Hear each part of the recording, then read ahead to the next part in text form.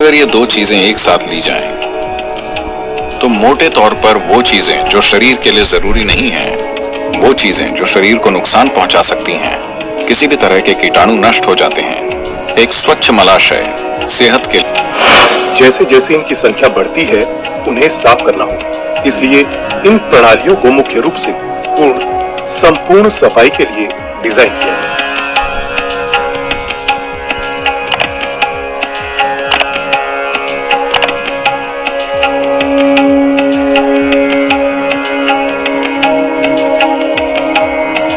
महीने में एक बार सभी को पूर्ण शुद्धिकरण से गुजरना चाहिए। इसके बिना योग में वे कभी नहीं मानते कि स्वास्थ्य होगा, क्योंकि ये किसी भी प्रकार के परजीवी से निपटने का एक तरीका था जो बढ़ सकता है। सभी परजीवी खतरनाक नहीं होते। ऐसे परजीवी होते हैं जिन्हें आप देख नहीं सकते, वे प्रकृति में सूक्ष्म हैं। तो एक बार जब आप प्रकृति में रहते हैं, प्राकृतिक तत्वों के संपर्क में आते हैं, शरीर में रहने वाले परजीवियों की संख्या में काफी वृद्धि हो। कुछ परजीवी जीवन के लिए खतरनाक हो सकते हैं, कुछ परजीवी शारीरिक प्रणाली को नुकसान पहुंचा सकते हैं, लेकिन अधिकांश नुकसान नहीं करते।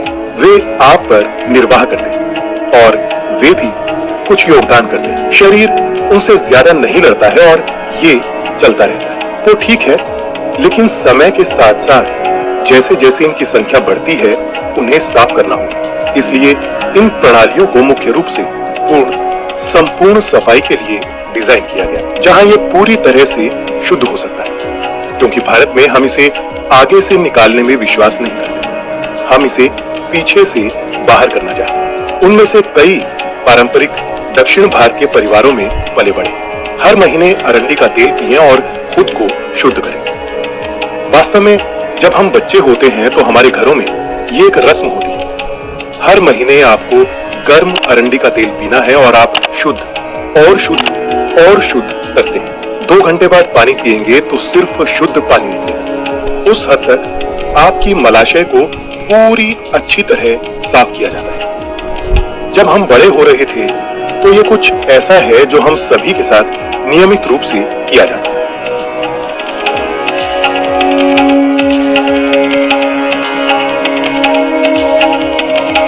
आइए जानते हैं कि नीम आपके सिस्टम में क्या करता है। इसका एक प्रभाव एकदम नजर आता है, वो है आपके आहार के ट्रैक्ट को साफ रखना। साफ रखने से हमारा मतलब है ये एक जगह है, ये पूरी पाचन प्रक्रिया में एक ऐसी जगह है जहां जीवन के दूसरे रूप सबसे अधिक मात्रा में है। इस एलिमेंट्री ट्रैक्ट के भीतर सूक्ष्म जीव बहुत ज्यादा होते हैं। उनमें से कई हमारी मदद करते हैं। हम उनकी वजह से जिंदा हैं और उनकी वजह से भोजन पचा पाते हैं। शरीर में बहुत से कार्य उनके कारण होते हैं, पर फिर भी कई ऐसे जीव हैं जो हमें नुकसान पहुंचाते हैं। नीम की खास बात यह है, खासकर जब इसे हल्दी के साथ लिया जाए। अगर ये दो चीजें एक साथ ली जाएं, तो मोटे तौर पर वो चीजें जो शरीर के लिए जरूरी नहीं हैं, वो चीजें जो शरीर को नुकसान पहुंचा सकती हैं, किसी भी तरह के कीटाणु नष्ट हो जाते हैं। एक स्वच्छ मलाशय सेहत के लिए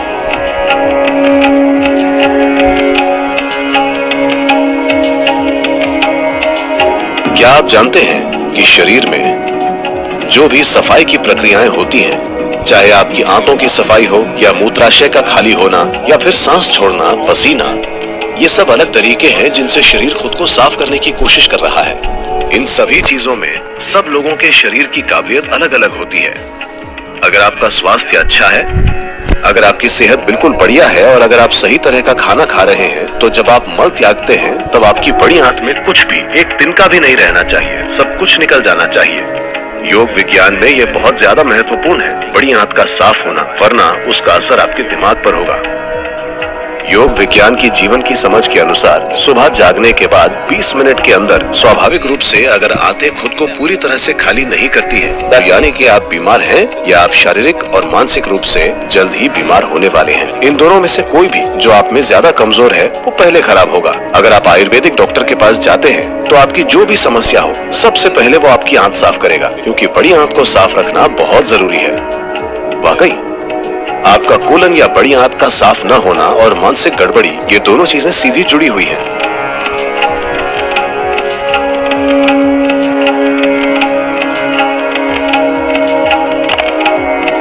एक सरल चीज है कम से कम महीने में 2 बार एक दिन 24 घंटे का समय बिना किसी भोजन के गुजारना चाहिए, सिर्फ पानी। ये यहाँ मौजूद हमारे ब्रह्मचारी। अगर आप आयुर्वेदिक डॉक्टर के पास जाते हैं तो आपकी जो भी समस्या हो सबसे पहले वो आपकी आंत साफ करेगा, क्योंकि बड़ी आंत को साफ रखना बहुत जरूरी है। वाकई आपका कोलन या बड़ी आंत का साफ न होना और मानसिक गड़बड़ी, ये दोनों चीजें सीधी जुड़ी हुई हैं।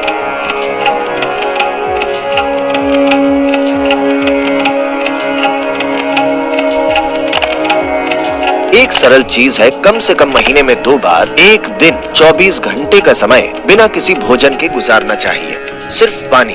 ये यहाँ मौजूद हमारे ब्रह्मचारी और यहाँ कई दूसरे लोग हर एकादशी के दिन ऐसा कर रहे हैं। ऐसा करने के लिए वो दिन सबसे अच्छा भी है। और 24 घंटे मतलब आज शाम को आप खाते हैं और अगला भोजन अगले दिन शाम को लेते हैं और सिर्फ पानी पीते हैं। अगर आप शुरू में बहुत थका हुआ महसूस करते हैं तो कुछ समय बाद ये ठीक हो जाएगा। अगर आप पर्याप्त साधना करते हैं तो ये एक समस्या नहीं होगी। इसके अलावा अगर आप थका हुआ महसूस करते हैं तो आप उसमें एक नींबू निचोड़ सकते हैं और आप उसमें एक चम्मच शहद भी मिला सकते हैं। यह आपको चालू रखेगा। महीने में 2 बार ऐसा करना और नियमित रूप से अपनी साधना करना सुनिश्चित करेगा कि शरीर साफ है।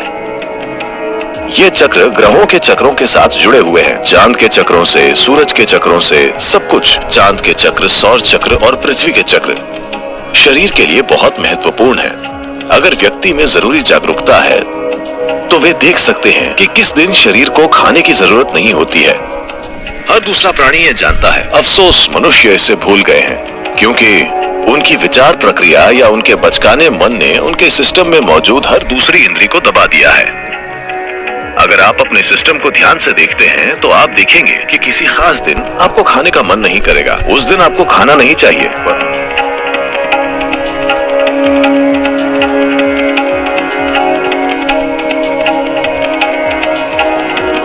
तो हर कौर को 24 बार चबाइए।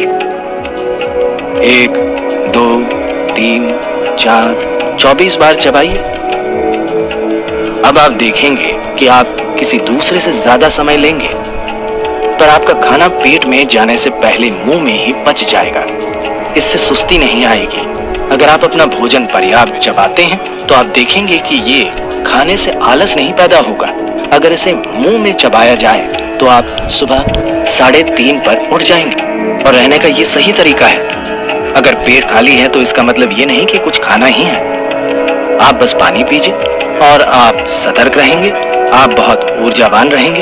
आपका वजन कम नहीं होगा, क्योंकि आपका सिस्टम उस भोजन का इस्तेमाल करना सीख लेगा जिसे आपने अच्छे से खाया है, न कि उसे बर्बाद करेगा। ये आर्थिक और पर्यावरण दोनों रूप से दुनिया के लिए बहुत अच्छा है और आपकी सेहत के लिए भी बहुत अच्छा है। अगर आप इस तरह खाते हैं तो शायद आप कभी बीमार नहीं पड़ेंगे। तो 24 कौर भोजन को आपको 24 बार चबाना चाहिए, हर कौर को पूरी तरह। इससे पहले कि आप इसे निगलें, इसे पेस्ट जैसा हो जाना चाहिए। आप देखेंगे कि आपको इसका बहुत फायदा होगा।